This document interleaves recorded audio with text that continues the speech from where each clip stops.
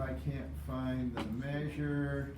And let's see, how about a length, arc length there? Right?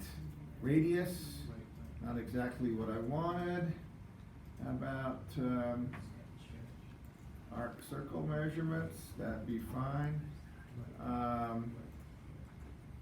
Let's, come on. There's a clear selection in here somewhere. Did I lose it? Oh, come on. Center to center distance probably okay, right? Measurement history, okay. I don't want you there though. Okay, center to center distance. See if I can't pick on that edge. Oh, it says 100, radius 120 inches, but it doesn't give me the arc length. I know it gives me the arc length somewhere.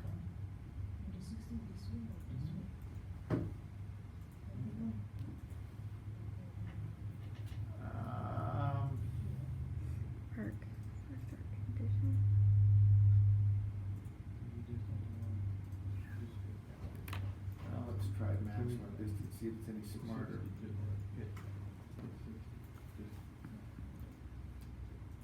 You're gonna give me the arc length?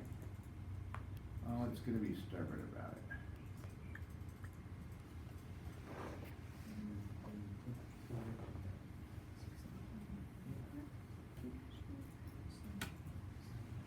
No, that's not helpful. Huh. Okay, well, let's see, it's not gonna give me the arc length, so I'm gonna have to go figure out what the arc length is. So let's see if we can't figure out what the arc length is. It's not gonna be easy. Okay, so we have our radius. We know this dimension here is 120 inches, and we have our radius. R is equal to 120 inches, right?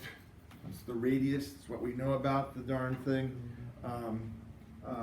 We know about that. If this is perpendicular here, right, then we have a little trig here. This is 120, and so we've got this distance between here and here is 60, right? So that looks to me like a 30-degree triangle.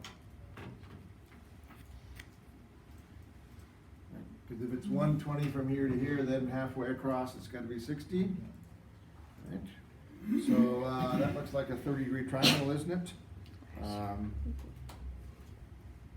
30-degree triangle. So this distance over here is the cosine of 120 times the cosine of 30 degrees.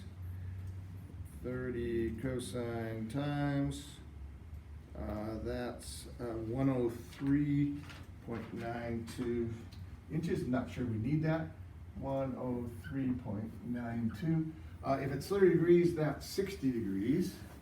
60 degrees is what, 2 pi. 60 degrees is a sixth of that. So that's, it's a third, it's pi over 3. So it's and the arc length is what? It's pi r, isn't it? It's r theta is the arc length. So if it's pi over 3,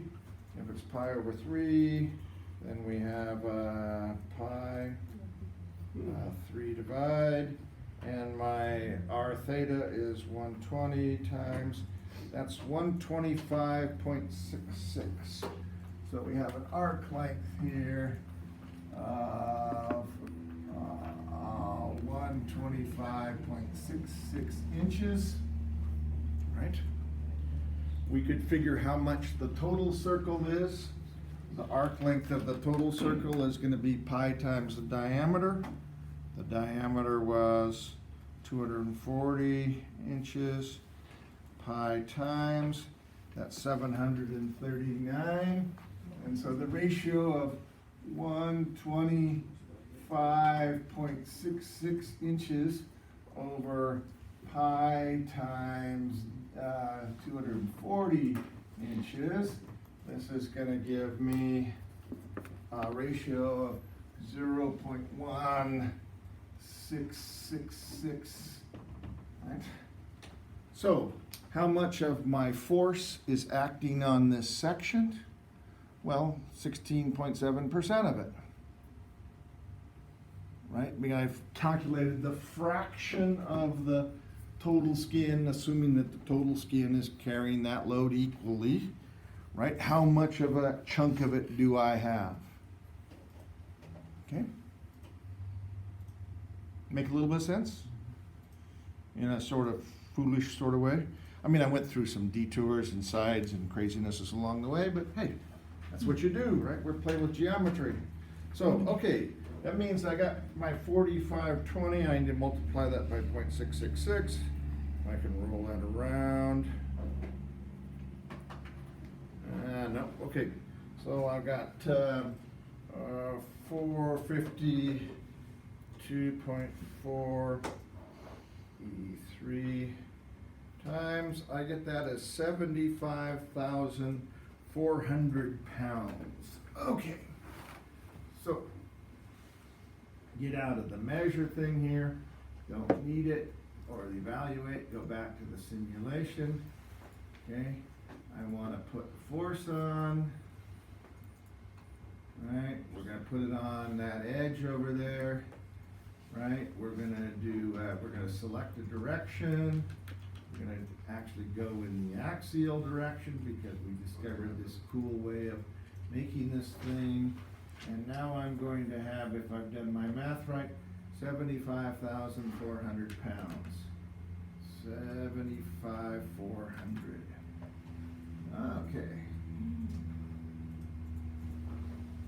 That's a lot of force, isn't it? Okay. So now we got the pressure going in one direction and we got the force pulling in the other direction. Okay. So let's go ahead and try to run this, see if it'll run. Okay. And we're still looking at the stress in the x direction. We can see if it's any better now. Ooh. What was I supposed to have? 46. 48. 48? What do I have? 48. I got something like 48. Right? Because I've actually put the end on halfway decent. Right?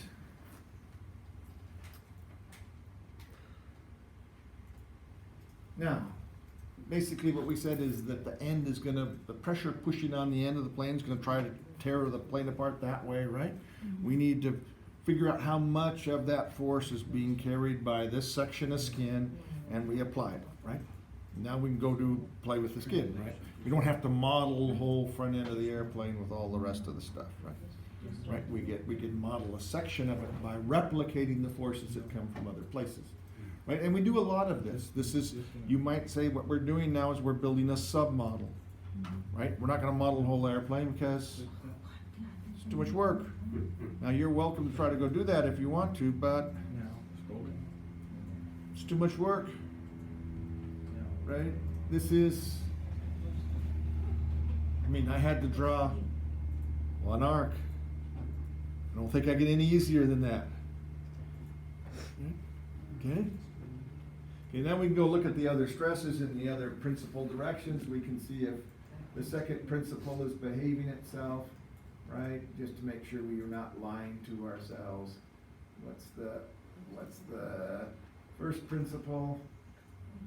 Right? We can go probe out and go see what some of these are. Yeah, looks like our 96s. Pretty close. Yeah, I mean, shoot, I'm within epsilon, right? And if I put more elements out there, it'd get closer, right? So, okay, I'm pretty happy with that. Let's go to look at the second principle. Come on, edit that definition. We'll look at the second principal stresses. And then we again get the flow out here. And we're supposed to have 48, and we have things that are pretty close to 48, right? Or 4.8. I think that looks pretty good. I'm not unhappy with that at all. If I really wanted to sweat it, I'd make the mesh a little finer. So, well, it's already pretty darn fine, right? Okay. See if it runs. It's any better. Yeah. Still getting some hot spot up in the corner here because it doesn't really like the boundary condition. I don't really care about it. One of the things you can say is kind of annoying because it overruns this. We know it's this particular one's not gonna get any higher than 48, right? So what really is the gradient in here? You can always squeeze on the gradient if you want to look at what the gradient really is. We really squeeze on it, so we can go in here and edit the chart options here. I think we can change these values so that they're not the maximum. Right now it's going up to from 41 to 54. Let's go from 49, right? That's the maximum to 47.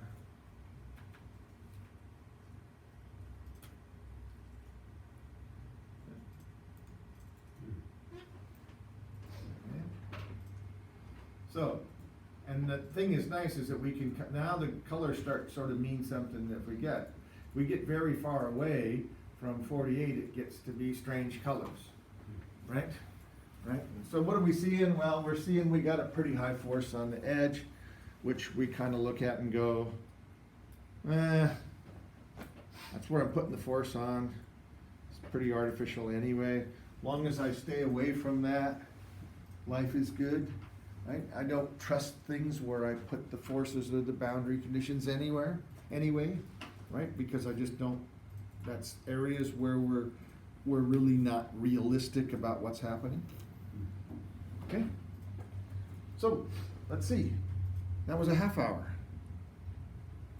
Cool. Can I make them any easier? I cannot give them to you?